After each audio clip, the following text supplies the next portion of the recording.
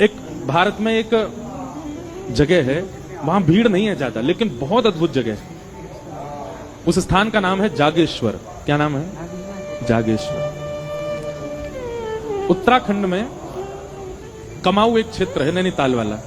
वहां जब आप ऊपर जाएंगे तो वहां तीन स्थान है महादेव के, जागेश्वर, बागेश्वर और मुक्तेश्वर। जीवन में कभी अवसर मिले तो उन तीनों स्थानों का दर्शन जरूर करना। और तीनों स्थान पता कैसे हैं? मुक्तेश्वर पहाड़ की चोटी पर है, बागेश्वर समतल में है और जागेश्वर नीचे पाताल में।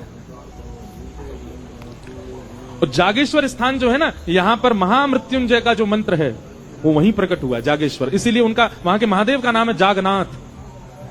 वहीं से ही महामृत्युंजय प्रकट हुआ। वहां की कथा ऐसी बताते हैं कि जागनाथ उनको इसलिए कहा जाता कि वो नाथ इतने सिद्ध थे, सब लोग ध्यान से सुनना, कि कोई व्यक्ति आके कुछ भी मांग ले सब पूरत कर देते थे।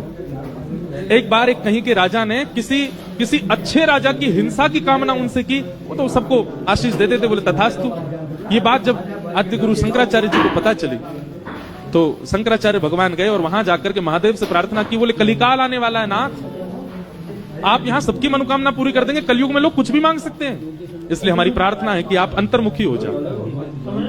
तब ठाकुर जी वहां पर शांत हो गए। नहीं तो महादेव से जो मांगो वो मिलता था।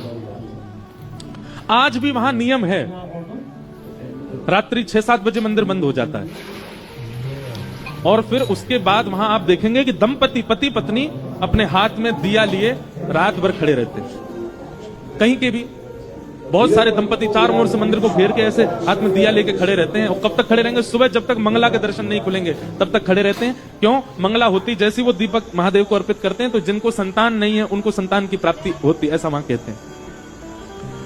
तो रात्रि 12 बज रहे थे, वहां 7-8 बजे ऐसा लगने लगता है कि 1-2 बज गए रात के, इतना शांत है। तो रात्रि 12 बजे मैं उठा, खिड़की खोली तो देखा इतने सारे दंपति खड़े थे, हाथ में दिया लिए।